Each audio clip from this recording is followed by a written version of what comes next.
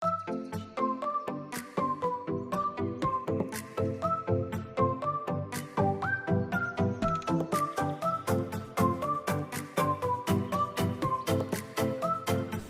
everyone! Welcome to my kitchen. In today's video, mag-share na naman ako sa inyo ng isang ulam recipe. So ayan, ang i-share ko sa inyo ay picadillo. So ayan, before we start, kung bago kayo sa aking channel, don't forget to click the subscribe button and click the notification bell para lagi kayo updated sa aking mga new videos. So guys, ang i-share ko sa inyo ay Filipino style picadillo. At para sa ating mga ingredients, eto na ang ating mga kailangan. First, kailangan natin ng garlic, onion, soy sauce, oyster sauce, tomatoes, red bell pepper,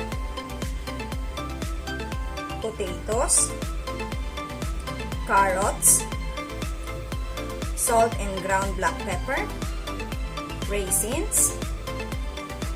So, gagamit tayo ng jolly green peas,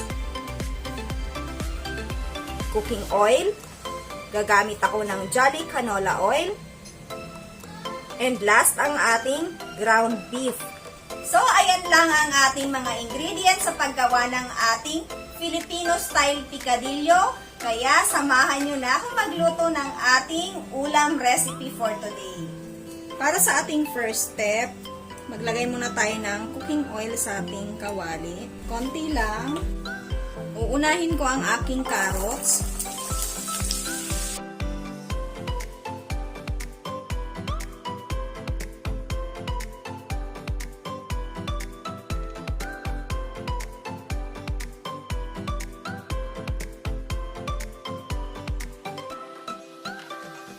So guys, after nating maluto yung ating carrots, set aside muna natin to. Sunod na natin ang ating patatas.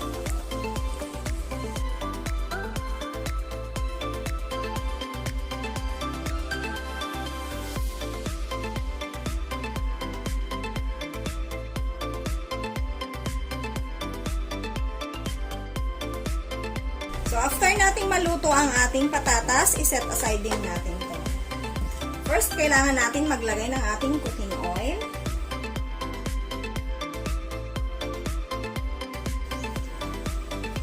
Next, ang ating onion.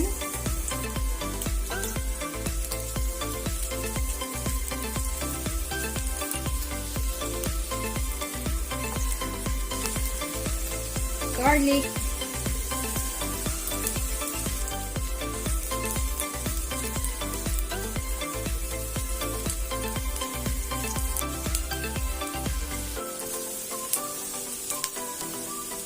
Ground beef,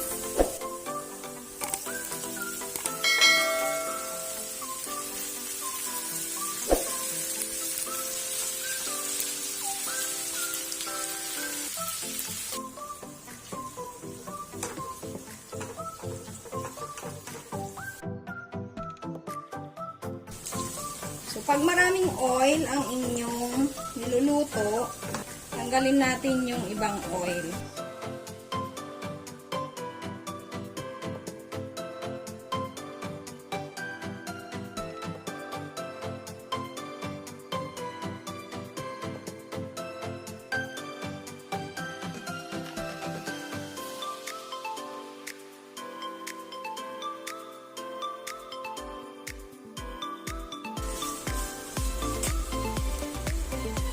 Oyster sauce,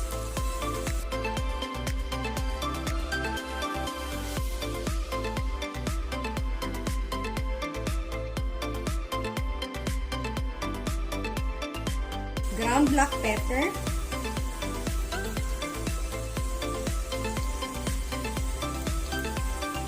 salt,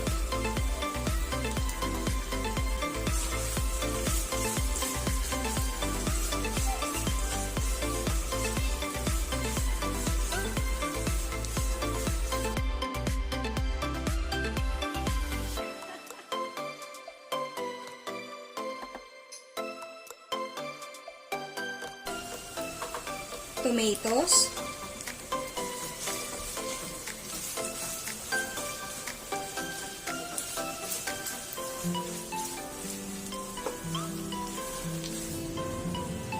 red bell pepper,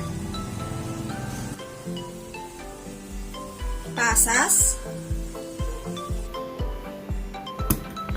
at ang ating jolly green peas.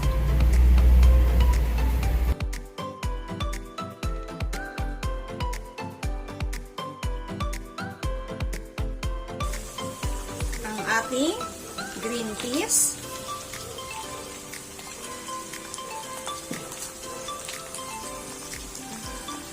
Patatas at carrots. Then mix.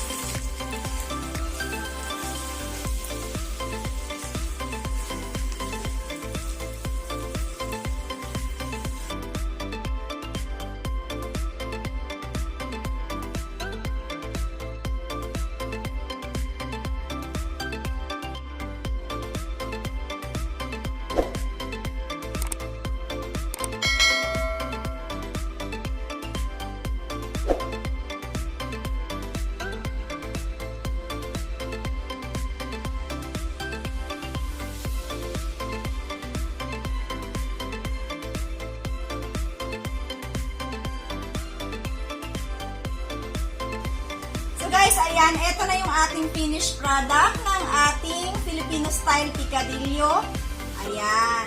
So, sana itry nyo ang ating recipe, ang ating version, at sana magustuhan nyo. So, ayan, iti-taste test na natin. So, naglagay ako sa aking maliit na mangkok.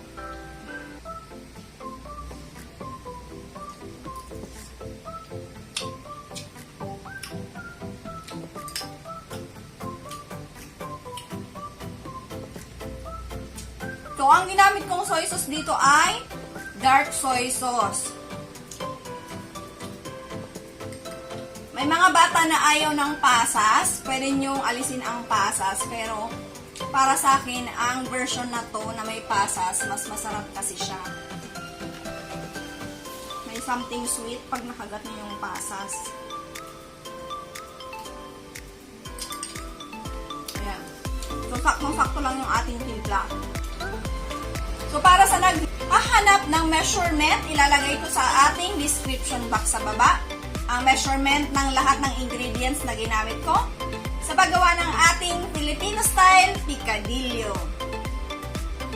So, ayan guys, thank you for watching and I hope to see you in my next video. See ya! Bye-bye!